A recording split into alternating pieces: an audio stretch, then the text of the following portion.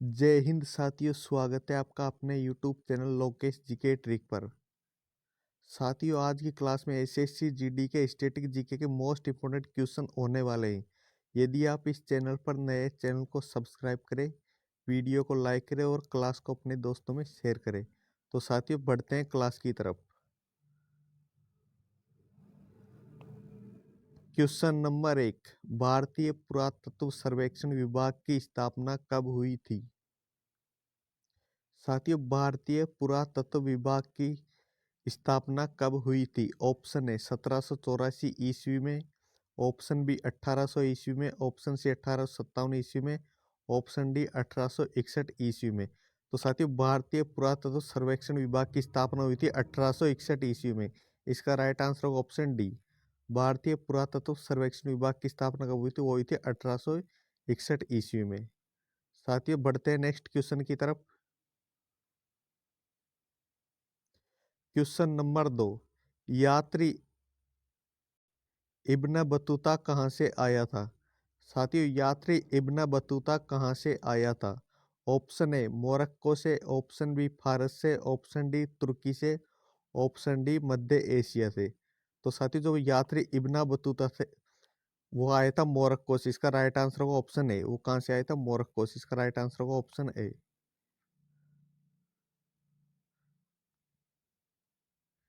Question number 3, दक्षिणी अफ्रीकी यात्री इब्न बतूता किसके शासनकाल में भारत आया था? दक्षिणी अफ्रीकी यात्री इब्न बतूता किसके शासनकाल में भारत आया था? ऑप्शन ए हुमायूं के, ऑप्शन बी अकबर के, ऑप्शन डी मुहम्मद बिन तुगलक के, ऑप्शन डी अलाउद्दीन खिलजी के। तो साथियों, ये दक्षिणी अफ्रीकी यात्री इब्न बतूता किसके शासनकाल में भारत आया था? इसका राइट आंसर होगा ऑप्शन सी। मुहम्मद बिन तुगलक के शासनकाल में यात्री इब्न बतूता भारत आया था। इसका राइट आंसर होगा ऑप्शन सी। साथियों, बढ़ते हैं नेक्स्ट क्वेश्चन की तरफ। क्वेश्चन नंबर 3, भारतीय पुरातत्व का जनक किसे कहा जाता है? साथियों, भारतीय पुरातत्व का जनक किसे कहा जाता है? ऑप्शन ए अलेक्जेंडर कनिंघम को, ऑप्शन बी जेम्स प्रिंसेप को, ऑप्शन सी जॉन मॉर्सल को, ऑप्शन डी इनमें से कोई नहीं। तो साथियों, जो भारतीय पुरातत्व का जनक कहा जाता है वो कहा जाता है अलेक्जेंडर कनिंघम को। इसका राइट आंसर को ऑप्शन ए। अलेक्जेंडर कनिंघम को भारतीय पुरातत्व का जनक कहा जाता है। इसका आंसर होगा ऑप्शन ए, अलेक्जेंडर कनिंघम। साथियों, बढ़ते हैं नेक्स्ट क्वेश्चन की तरफ। हड़प्पा सभ्यता की खोज किस वर्ष में हुई थी? साथियों, हड़प्पा सभ्यता की खोज किस वर्ष में हुई थी? ऑप्शन ए 1921 में, ऑप्शन बी 1901 में, ऑप्शन सी 1935 में, ऑप्शन डी 1942 में। तो साथियों, हड़प्पा सभ्यता की खोज हुई थी वो हुई थी 1921 ईस्वी में। इसका राइट आंसर होगा ऑप्शन ए। हड़प्पा सभ्यता की खोज कब हुई थी? तो साथियों, हड़प्पा सभ्यता की खोज हुई थी 1921 ईस्वी में। साथियों, बढ़ते हैं नेक्स्ट क्वेश्चन की तरफ।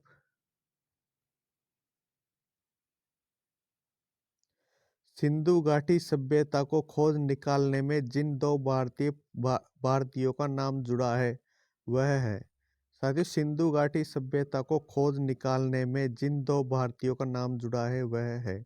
ऑप्शन ए दयाराम साहनी एवं Rakhaldas Banerjee, option B John Marshall एवं ईश्वरी प्रसाद, ऑप्शन सी आशीर्वादी लाल एवं रंगनाथ राव, ऑप्शन डी माधवराज स्वरूप वत्स एवं बीवी राव।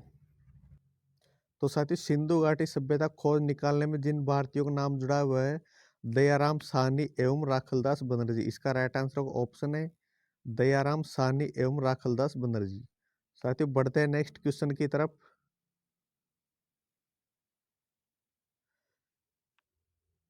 हड़प्पा एवं मोहनजोदड़ो की पुरातात्विक खुदाई के प्रभारी कौन थे? साथियों, हड़प्पा एवं मोहनजोदड़ो की पुरातात्विक खुदाई के प्रभारी कौन थे?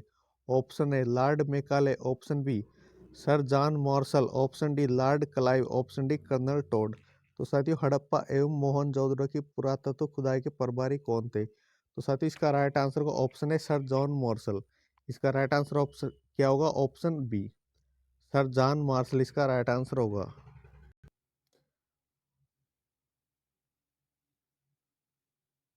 क्वेश्चन नंबर 8, न्यूमिस्मेटिक्स का क्या अर्थ है? साथियों, न्यूमिस्मेटिक्स का क्या अर्थ है? ऑप्शन ए प्राचीन पांडुलिपियों का अध्ययन, ऑप्शन बी सिक्कों व धातुओं का अध्ययन, ऑप्शन सी लाल पत्रों का अध्ययन, ऑप्शन डी ताम्र पत्रों का अध्ययन। तो साथियों, न्यूमिस्मेटिक्स का क्या अर्थ है? इसका राइट आंसर होगा ऑप्शन बी। इसका राइट आंसर क्या होगा? ऑप्शन बी, सिक्कों व धातुओं के अध्ययन को न्यूमिस्मेटिक्स कहा जाता है। साथियों, सिक्कों व धातुओं के अध्ययन को क्या कहा जाता है? तो साथियों, सिक्कों और धातुओं के अध्ययन को न्यूमिस्मेटिक्स कहा जाता है। इसका राइट आंसर होगा ऑप्शन बी। साथियों, बढ़ते हैं नेक्स्ट क्वेश्चन की तरफ। अशोक के शिलालेखों को पढ़ने वाला प्रथम अंग्रेज कौन था? अशोक के शिलालेखों को पढ़ने वाला प्रथम अंग्रेज कौन था? Option A John Tower, option B Harry, option C कालायन, ऑप्शन डी जेम्स प्रिंसेप। तो साथियों, अशोक के शिलालेखों को पढ़ने वाला प्रथम अंग्रेज था जेम्स प्रिंसेप। इसका राइट आंसर होगा ऑप्शन डी। अशोक के शिलालेखों को पढ़ने वाला प्रथम अंग्रेज था जेम्स प्रिंसेप। इसका राइट आंसर होगा ऑप्शन डी।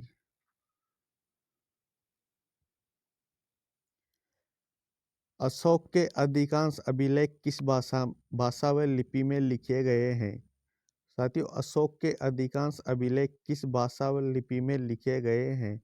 ऑप्शन ए प्राकृतिक एवं बाहरी लिपि, ऑप्शन बी संस्कृत लिपि, ऑप्शन सी पाली व ब्राह्मणी लिपि, ऑप्शन डी हिंदी व ब्राह्मणी लिपि। तो साथियों, अशोक के जो शिलालेख थे वे लिखे गए थे प्राकृतिक एवं ब्राह्मणी लिपि में लिखे गए थे।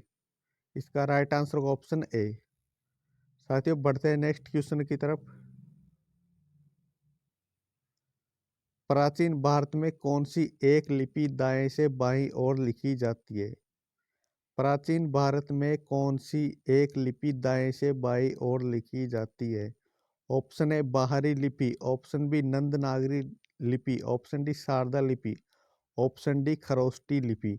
तो साथियों, प्राचीन भारत में कौन सी लिपि थी जो दाएं से बाईं ओर लिखी जाती थी? तो साथियों, उस लिपि का नाम है खरोष्टी लिपि। इसका राइट आंसर होगा ऑप्शन डी। दाएं से बाएं ओर कौन सी लिपि लिखी जाती थी? इसका राइट आंसर है ऑप्शन डी खरोष्टी लिपि दाएं से बाईं ओर लिखी जाती थी। साथियों, बढ़ते हैं नेक्स्ट क्वेश्चन की तरफ। निम्नलिखित में से कौन सा अभिलेख कलिंग नरेश खारवाल से संबंधित है? साथियों, निम्नलिखित में से कौन सा अभिलेख है जो कलिंग नरेश खारवाल से संबंधित है? ऑप्शन ए आथी गुम्फा अभिलेख, ऑप्शन बी जूनागढ़ अभिलेख, ऑप्शन सी नानाघाट अभिलेख, ऑप्शन डी नासिक अभिलेख। तो साथियों, इसका राइट आंसर होगा ऑप्शन ए आथी गुम्फा अभिलेख। निम्नलिखित में से कौन सा अभिलेख कलिंग नरेश खारवाल से संबंधित है? इसका तो साथियों वो है आथी गुम्फा अभिलेख। इसका राइट आंसर होगा ऑप्शन ए।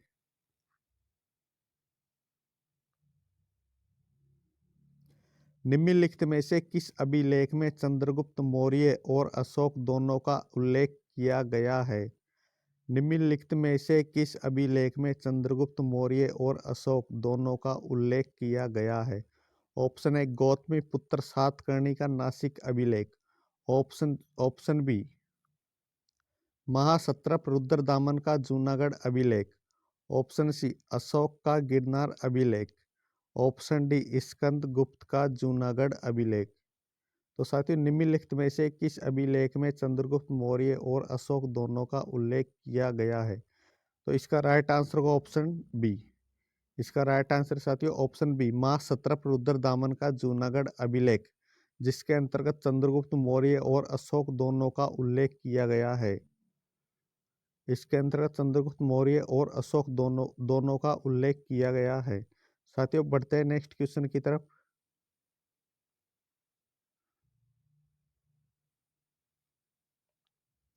सती प्रथा का पहला पुरातात्विक उल्लेख कहाँ मिलता है? सती प्रथा का पहला पुरातात्विक उल्लेख कहाँ मिलता है? ऑप्शन ए बीतरगांव लेख में, ऑप्शन बी विल्सन स्तंभ लेख में, ऑप्शन सी एरन अभिलेख से, ऑप्शन डी बीथरी स्तंभ लेख से। तो साथी जो सती प्रथा का पहला पुरातात्विक उल्लेख मिलता है वो मिलता है एरन अभिलेख से। कहाँ मिलता है? एरन अभिलेख से। ऑप्शन सी इसका राइट आंसर होगा। सती प्रथा का पहला पुरातात्विक उल्लेख मिलता है एरन अभिलेख से। साथियों बढ़ते हैं नेक्स्ट क्वेश्चन की तरफ। भारत में सिक्कों का आरंभ कब प्रारंभ हुआ था? भारत में जो सिक्कों का आरंभ था वो कब प्रारंभ हुआ था? ऑप्शन ए 600 ईसा पूर्व में, ऑप्शन बी 300 ईसा पूर्व में, ऑप्शन सी कनिष्क के शासन काल में, ऑप्शन डी हर्षवर्धन के शासन काल में। तो साथी जो भारत में सिक्कों का आरंभ हुआ था वो होता 600 ईसा पूर्व में। भारत में सिक्कों का आरंभ कब हुआ था? तो वो होता 600 ईसा पूर्व में भारत में सिक्कों का आरंभ हुआ था। इसका राइट आंसर होगा ऑप्शन ए। भारत में सिक्कों का आरंभ हुआ था 600 ईसा पूर्व में। निम्नलिखित में से किसने सोने के सर्वाधिक शुद्ध सिक्के जारी किए थे? साथियों निम्नलिखित में से किसने जो सोने के शुद्ध सर्वाधिक सिक्के जारी किए गए थे? ऑप्शन ए कुषाण ने, ऑप्शन बी पोतिन ने, ऑप्शन डी शक ने, ऑप्शन डी गुप्त ने। तो सोने के सर्वाधिक शुद्ध सिक्के जारी किसने किए थे? वो किए थे कुषाण ने। इसका राइट आंसर होगा ऑप्शन ए। सोने के सर्वाधिक शुद्ध सिक्के जारी किए गए थे कुषाण ने। साथियों बढ़ते हैं नेक्स्ट क्वेश्चन की तरफ।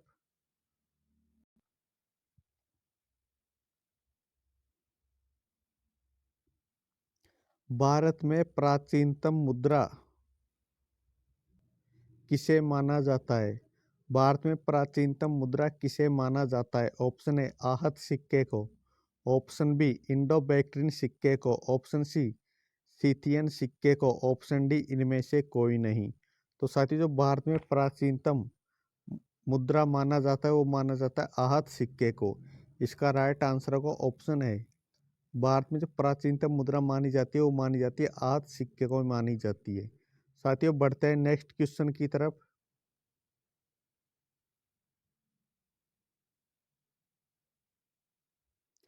सातवाहनों के समय में मुद्रा सर्वाधिक किस धातु के बने हुए थे? साथियों सातवाहनों के समय में मुद्रा सर्वाधिक किस धातु के बने हुए थे? ऑप्शन ए सीसा धातु के, ऑप्शन बी प्रोटीन के, ऑप्शन सी तांबा के, ऑप्शन डी सोना के। तो साथियों सातवाहनों के समय में जो मुद्रा बनी हुई थी वो बनी थी सीसा की। इसका राइट आंसर होगा ऑप्शन है सीसा की।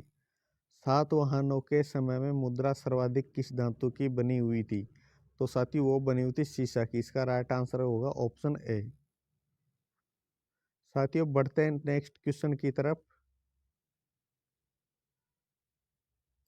निम्नलिखित में से किसने बड़े पैमाने पर स्वर्ण मुद्राएं चलाई थी? निम्नलिखित में से किसने बड़े पैमाने पर स्वर्ण मुद्राएं चलाई थी? ऑप्शन ए ग्रीक वासियों द्वारा, ऑप्शन बी मौर्यों द्वारा, ऑप्शन सी कुषाण शासकों द्वारा, ऑप्शन डी शुंगों द्वारा। तो साथियों किसने बड़े पैमाने पर स्वर्ण मुद्राएं चलाई थी? इसका राइट आंसर होगा ऑप्शन सी कुषाण शासकों द्वारा। कुषाण शासकों द्वारा बड़े पैमाने पर स्वर्ण मुद्राएं जारी की गई थी। इसका राइट आंसर क्या है साथियों? तो साथियों इसका राइट आंसर है ऑप्शन सी कुषाण शासकों द्वारा बड़े पैमाने पर स्वर्ण मुद्राएं चलाई गई थी। साथियों बढ़ते हैं नेक्स्ट क्वेश्चन की तरफ। सोने के सर्वाधिक सिक्के किस काल में जारी किए गए थे? सोने के सर्वाधिक सिक्के किस काल में जारी किए गए थे? ऑप्शन ए कुषाण काल में, ऑप्शन बी गुप्त काल में, ऑप्शन सी मौर्य काल में, ऑप्शन डी हिंद यवन काल में। तो साथी जो सोने के सर्वाधिक सिक्के थे वे किस काल में जारी किए गए थे? तो साथी इसका राइट आंसर होगा ऑप्शन बी गुप्त काल में। इसका राइट आंसर क्या है साथियों? गुप्त काल में। सोने के जो सर्वाधिक सिक्के जारी किए गए थे वो किए गए थे गुप्त काल में। साथियों बढ़ते हैं नेक्स्ट क्वेश्चन की तरफ।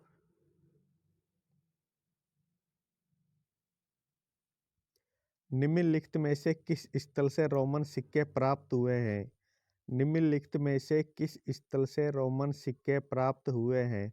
ऑप्शन ए दिल्ली से, ऑप्शन बी आगरा से, ऑप्शन सी जयपुर से, ऑप्शन डी अरिकमेडू से। तो साथियों किस स्थल से जो रोमन सिक्के प्राप्त हुए हैं? तो साथियों वो है अरिकमेडू से। इसका राइट आंसर होगा ऑप्शन डी। अरिकमेडू से रोमन सिक्के प्राप्त हुए हैं। इसका राइट आंसर क्या है साथियों? इसका राइट आंसर है ऑप्शन डी। साथियों बढ़ते हैं नेक्स्ट क्वेश्चन की तरफ। भीमबेटका किसके लिए प्रसिद्ध है? साथियों, भीमबेटका किसके लिए प्रसिद्ध मानी जाती है? तो ऑप्शन ए गुफाओं के शैल चित्र के लिए, ऑप्शन बी खनिज के लिए, ऑप्शन सी बौद्ध प्रतिमाओं के लिए, ऑप्शन डी सोन नदी का उद्गम स्थल होने के लिए। तो साथियों, भीमबेटका किसके लिए प्रसिद्ध मानी जाती है? तो साथियों, इसका राइट आंसर होगा ऑप्शन है गुफाओं के शैल चित्र के लिए भीमबेटका प्रसिद्ध है।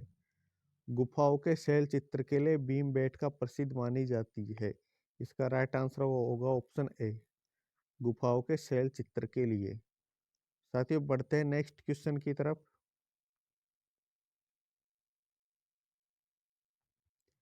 प्लिनी की मूल कृति नेचुरल हिस्ट्री किस भाषा में लिखी गई है?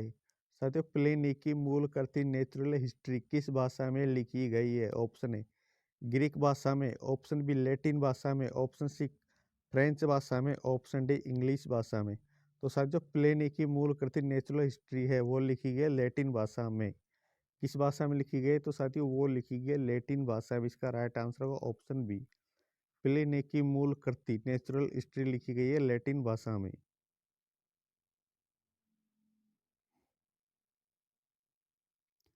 सचनामा सिंध का इतिहास है और मूल रूप में किस भाषा में लिखे गए हैं? साथियों, सचनामा है वो सिंध का इतिहास है और जो मूल रूप से किस भाषा में लिखा गया है? ऑप्शन है फारसी भाषा में, option C, option B Urdu भाषा में, ऑप्शन सी अरबी भाषा में, ऑप्शन डी संस्कृत भाषा में। तो साथियों, सचनामा सिंध का इतिहास है और मूल रूप से लिखा गया है अरबी भाषा में। इसका राइट आंसर होगा ऑप्शन सी। किस भाषा में लिखा गया है? तो ये लिखा गया अरबी भाषा में। सचनामा किस भाषा में लिखा गया? ये लिखा गया अरबी भाषा में। साथियों, बढ़ते हैं नेक्स्ट क्वेश्चन की तरफ। भारतवर्ष के लिए इंडिया शब्द का सर्वप्रथम प्रयोग किसने किया था? भारतवर्ष के लिए इंडिया शब्द का सर्वप्रथम प्रयोग किसने किया था? ऑप्शन ए हेरोडोटस ने, ऑप्शन बी मैगस्थनीज ने, ऑप्शन सी आर्यन ने, ऑप्शन डी कार्ल मार्क्स ने। तो साथियों, भारतवर्ष के लिए इंडिया शब्द का सर्वप्रथम प्रयोग किया था हेरोडोटस ने। इसका राइट आंसर होगा ऑप्शन है भारतवर्ष के लिए इंडिया शब्द का सर्वप्रथम प्रयोग किसने किया था? तो साथियों, वो किया गया था हेरोडोटस के द्वारा। साथियों, बढ़ते हैं नेक्स्ट क्वेश्चन की तरफ। निम्नलिखित में से किस मानव की आदि जन्म स्थली माना जाता है? साथियों, निम्नलिखित में से किसे मानव की आदि जन्म स्थली माना जाता है? ऑप्शन ए एशिया महाद्वीप को, ऑप्शन बी यूरोप महाद्वीप को, ऑप्शन सी अफ्रीका महाद्वीप को, ऑप्शन डी ऑस्ट्रेलिया महाद्वीप को। तो साथियों, निम्नलिखित में से किसे मानव की आदि जन्म स्थली माना जाता है? तो साथियों, वो माना जाता है अफ्रीका महाद्वीप को। किसे माना जाता है? अफ्रीका महाद्वीप को। इसका राइट आंसर होगा ऑप्शन सी अफ्रीका महाद्वीप को मानव की आदि जन्म स्थली माना जाता है। साथियों, बढ़ते हैं नेक्स्ट क्वेश्चन की तरफ। निम्नलिखित में से किसे मानव जाति का पालना कहा जाता है? निम्नलिखित में से किसे मानव जाति का पालना कहा जाता है? ऑप्शन ए एशिया महाद्वीप को, ऑप्शन बी यूरोप महाद्वीप को, ऑप्शन सी ऑस्ट्रेलिया महाद्वीप को, ऑप्शन डी अफ्रीका महाद्वीप को।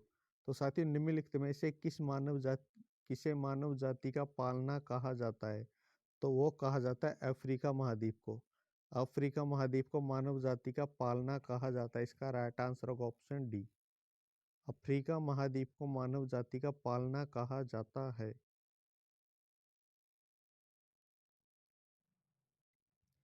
पूर्व पाषाण कालीन मानव का मुख्य धंधा क्या था? साथियों, पूर्व पाषाण कालीन में मानव का मुख्य धंधा क्या था?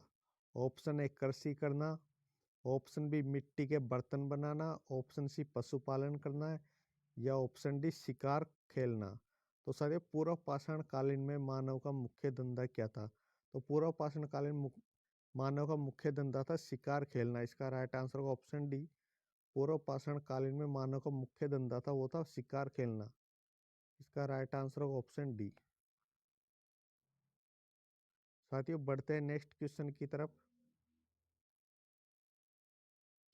पूर्व पाषाण काल के आदि मानव के मनोरंजन का प्रमुख साधन क्या था? पूर्व पाषाण काल के आदि मानव के मनोरंजन का प्रमुख साधन क्या था? ऑप्शन ए जुआ खेलना, ऑप्शन बी संगीत, ऑप्शन सी घुड़सवारी करना, ऑप्शन डी शिकार करना।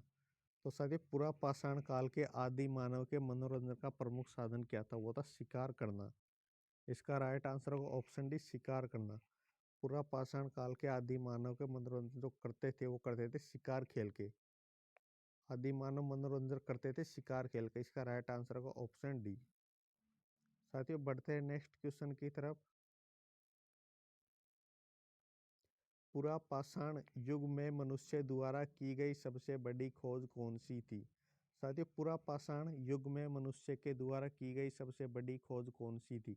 ऑप्शन ए आग जलाना, ऑप्शन बी कुम्हार का चक्कर, ऑप्शन सी धातु उपकरण, ऑप्शन डी सूत बुनाई। तो साथियों पूरा पाषाण युग में मनुष्य द्वारा की गई सबसे बड़ी खोज कौन सी थी? तो वो खोज थी आग जलाना। इसका राइट आंसर होगा ऑप्शन है आग जलाना। पूरा पाषाण के मनुष्य द्वारा खोज की गई सबसे बड़ी खोज थी आग जलाना। साथियों बढ़ते हैं नेक्स्ट क्वेश्चन की तरफ।